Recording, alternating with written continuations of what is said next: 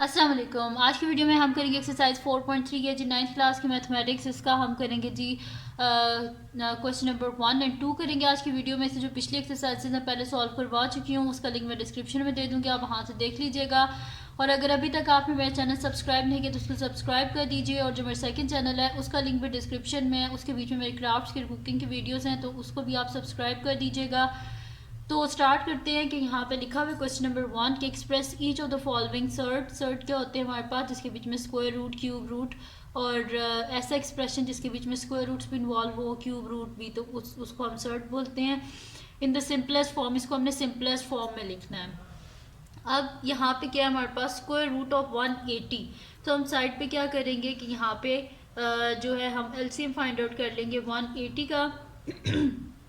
तो यहाँ पे क्या होता है हमारे पास, 9 ज़ा 18 90 हो जाएगा, 2 4 ज़ा 8 2 5 ज़ा 10, फिर 45 आ गया। 45 जो है ये तो 2 के टेबल में नहीं आता क्योंकि एंड 5 से हो रहा है, तो इसको हम कर लेंगे 3 से।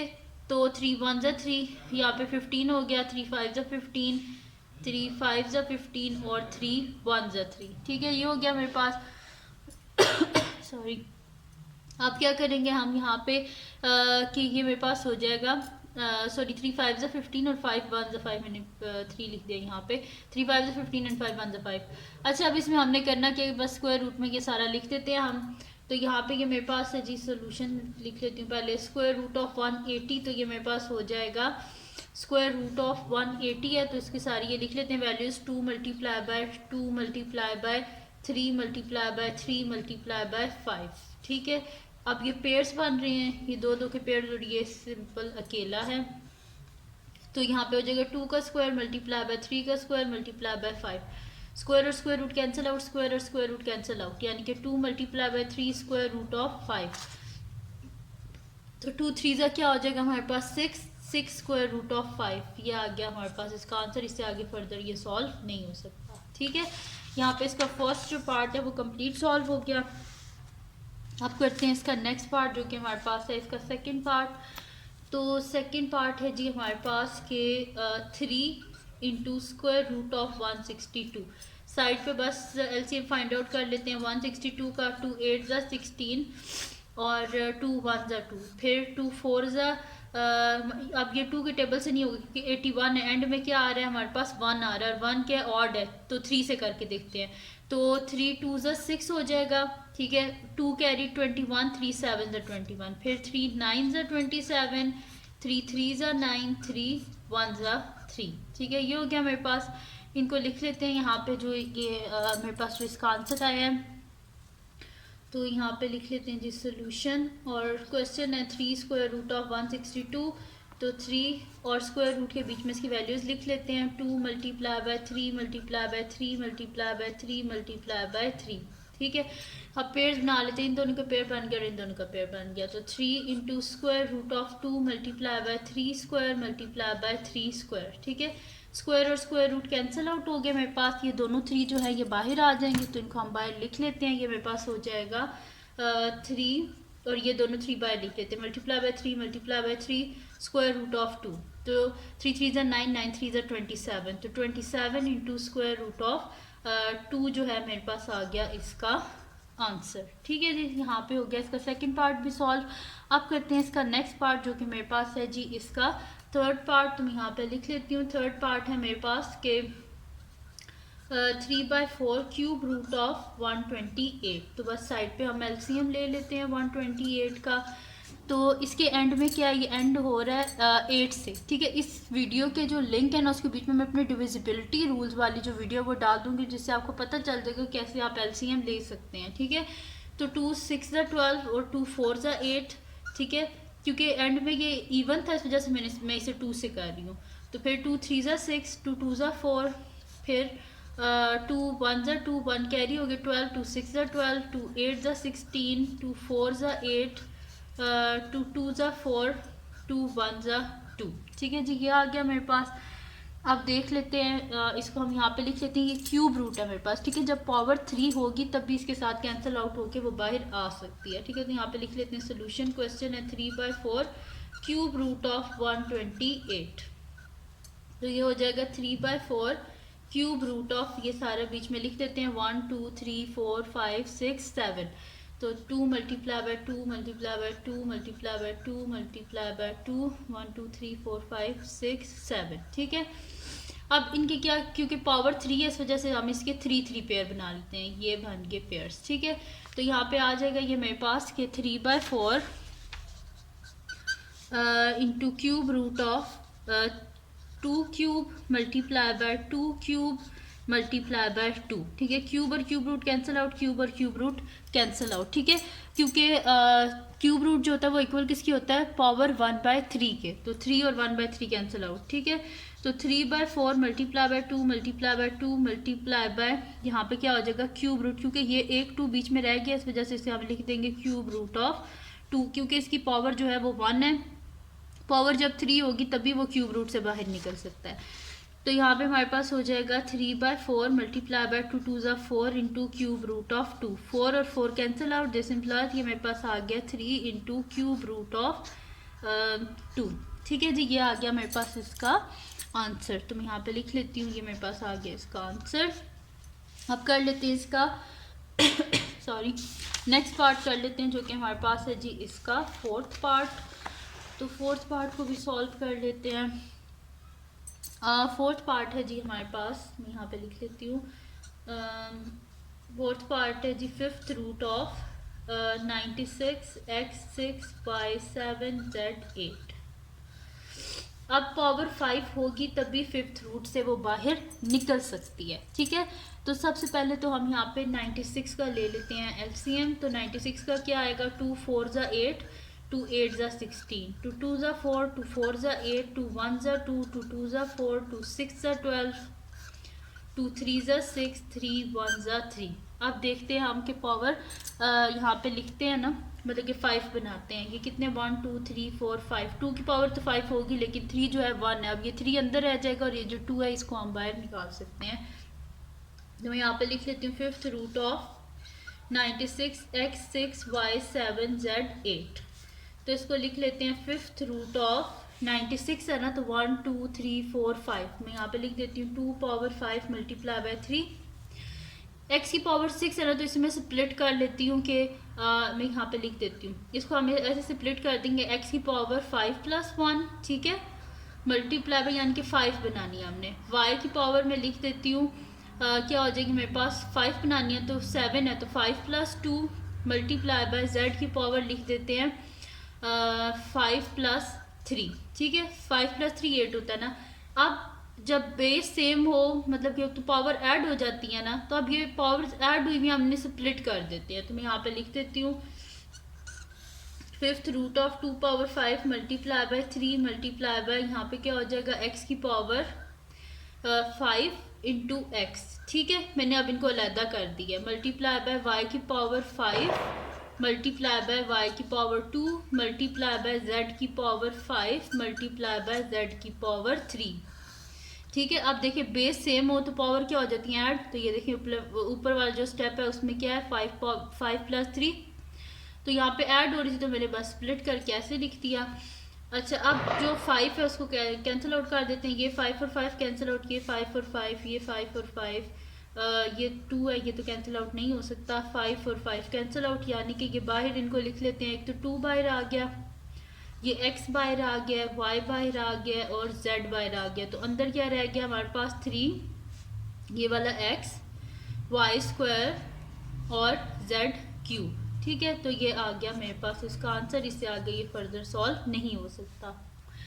यहाँ तक सॉल्व हो गया हमारे पास, अब कंप्लीट सॉल्व हो गया इसका क्वेश्चन नंबर 1। अब करते हैं इसका नेक्स्ट क्वेश्चन जो कि हमारे पास है क्वेश्चन नंबर 2। क्वेश्चन नंबर 2 में हमने क्या करना है और सिंप्लीफाई करना है। तो मैं यहाँ पे लिख देती हूँ कि हमारे पास है क्वेश्चन नंबर 2, इसमें हमने करना क्या है, सिंपल जो है ना बस सिंप्लीफाई करना है। तो मैं यहाँ पे लिख देती हूँ क्वेश्चन नंबर 2 है अब हमारे पास,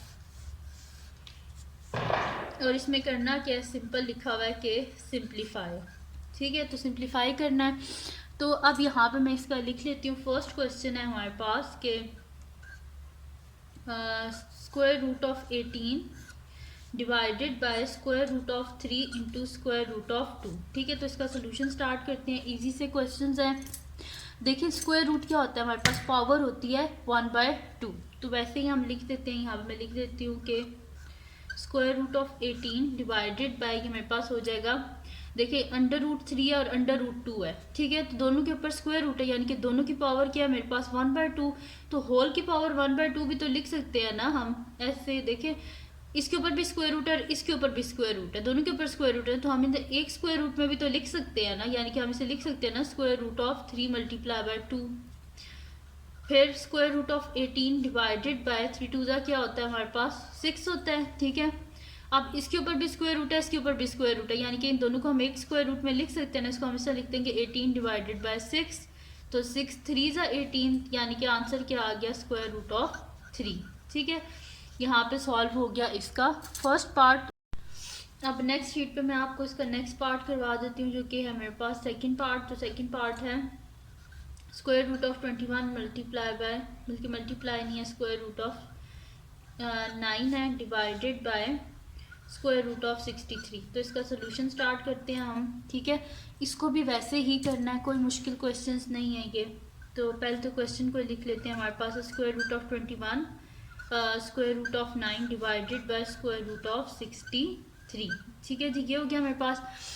अब यहाँ पे हम क्या कर लेते हैं, इनका एलसीएम जो है वो लिख लेते हैं यहाँ पे। अब ये मेरे पास क्या होता है, मतलब कि इसको हम फैक्टर्स में लिख देते हैं, प्राइम फैक्टर्स में। तो 21 के किसके इक्वल होता है हमारे पास 3 7 21, 9 किसके इक्वल होता है 3 × 3, 63 किसके इक्वल होता है हमारे पास होता है ना 9 7 63, तो 3 × 3 × 7, 3 3 9 9 7 63, ठीक है। अब दो इसके ऊपर भी स्क्वायर रूट है, इसके ऊपर भी स्क्वायर रूट है, तो हम इसको क्या कर लेते हैं, एक स्क्वायर रूट में लिख लेते हैं 3 × 7 × 3 × 3 डिवाइडेड बाय, इसको हम ऐसे कर लेते हैं कि नीचे भी इसको लिख लेते हैं 3 × 3 × 7।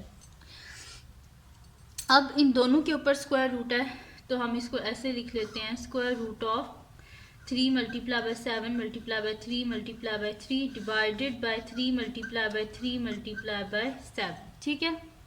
अब क्या कर लेते हैं, हम इसकी कटिंग कर लेते हैं। तो 7 और 7 आपस में कैंसिल आउट हो गए, 3 और 3, ये वाला 3 और 3, ठीक है। तो पीछे क्या बचे, स्क्वायर रूट ऑफ 3 बचा, तो ये आ गया मेरे पास इसका आंसर, ठीक है जी। तो यहाँ पे सॉल्व हो गया इसका सेकंड पार्ट भी। अब हम करते हैं इसका नेक्स्ट पार्ट, जो कि मेरे पास है इसका थर्ड पार्ट। तो थर्ड पार्ट को मैं इधर साइड पे ही कर लेती हूँ। थर्ड पार्ट है जी मेरे पास के यहाँ पे मैं लिख लेती हूँ। थर्ड पार्ट है जी 5th root of sorry 5th root of 2 4 3 x power 5 y power 10 और z पावर 15, ठीक है जी, ये है मेरे पास। तो इसका सोल्यूशन स्टार्ट करते हैं। ये मेरे पास है जी 5th root of 2 4 3 x power 5 y power 10 और z पावर 50, ठीक है जी।